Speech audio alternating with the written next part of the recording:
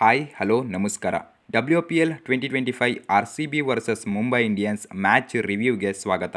So guys, match ಅಂತೂ crazy ಮತ್ತು ಅದ್ಭುತವಾಗಿತ್ತು. ಲಾಸ್ಟ್ ಓವರ್ ಥ್ರಿಲ್ಲರ್ ಮ್ಯಾಚ್ ಅಂತಲೇ ಹೇಳಬೇಕು. ಸೂಪರ್ ಓವರ್ನೂ ಕೂಡ ಎಕ್ಸ್ಪೆಕ್ಟ್ ಮಾಡ್ತಿದ್ವಿ, ಬಟ್ ಥ್ರಿಲ್ಲರ್ ಮ್ಯಾಚ್ನ ಗೆದ್ದಿದ್ದು ಮುಂಬೈ ಇಂಡಿಯನ್ಸ್. RCBಯ ಆಟ್ರಿಕ್ ಗೆಲುವಿಗೆ ಬ್ರೇಕ್ ಹಾಕಿದ್ರು.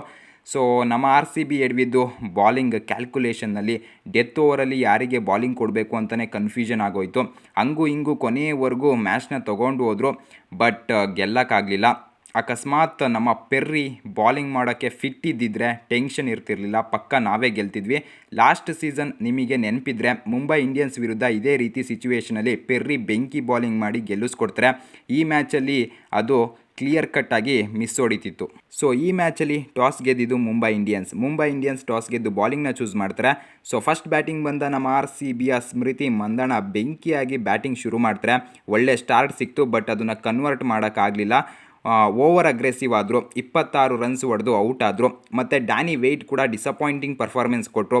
ಆಮೇಲೆ ರಾಘವಿ ಬೀಸ್ಟ್, ಕನಿಕಾ ಅಹುಜಾ ಬೇಗನೆ ವಿಕೆಟ್ನ ಕಳ್ಕೊಂಡ್ರು. ಬಟ್ ನಮ್ಮ RCBಯ ಬ್ಯಾಕ್ ಬೋನ್ ಆಪತ್ ಬಾಂಧವಿ ಪೆರ್ರಿ ಮಾತ್ರ ನೆಕ್ಸ್ಟ್ ಲೆವೆಲ್ ಬ್ಯಾಟಿಂಗ್ ಆಡಿದ್ರು. ಬೇರೆಯವರು ಸ್ಟ್ರಗಲ್ ಮಾಡ್ತಿದ್ರೆ ಪೆರ್ರಿ ಮಾತ್ರ ಬೆಂಕಿಯಾಗಿ ಬ್ಯಾಟಿಂಗ್ ಆಡಿದ್ರು. 81 ರನ್ಸ್ನ ಜಸ್ಟ್ 43 ಬಾಲ್ಸ್ಗಳಲ್ಲಿ ಹೊಡಿತಾರೆ. ಅದರಲ್ಲಿ 11 ಬೌಂಡ್ರಿ ಮತ್ತು 2 ಸಿಕ್ಸ್ ಕೂಡ ಆಯಿತು. ಆಮೇಲೆ ರಿಚಾ ಕೂಡ 28 ರನ್ಸ್ನ ಒಂದು ಕ್ಯಾಮಿಯೋ ಆಡ್ತಾರೆ.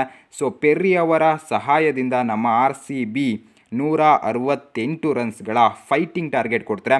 ಸೊ ಟಾರ್ಗೆಟ್ನ ಚೇಸ್ ಮಾಡ್ತಾ ಬಂದ ಮುಂಬೈ ಇಂಡಿಯನ್ಸ್ ಎರಡನೇ ಓವರಲ್ಲೇ ಭಾಟಿಯಾ ಅವರ ವಿಕೆಟ್ನ ಕಳ್ಕೊತಾರೆ ನಮ್ಮ ಕಿಮ್ ಗಾರ್ತ್ ಬಾಲಿಂಗಲ್ಲಿ.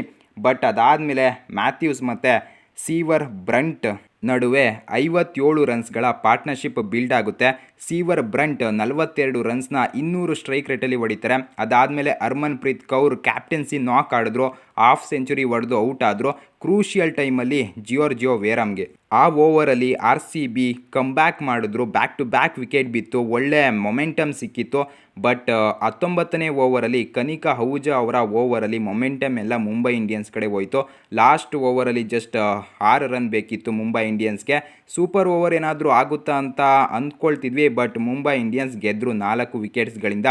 ಸೊ ಮ್ಯಾಚ್ ಅಂತೂ ಹೈ ಇಂಟೆನ್ಸಿವ್ ಆಗಿತ್ತು. RCB ಬಾಲಿಂಗ್ ಕ್ಯಾಲ್ಕುಲೇಷನಲ್ಲಿ ಸ್ವಲ್ಪ ಎಡವಿದ್ರು.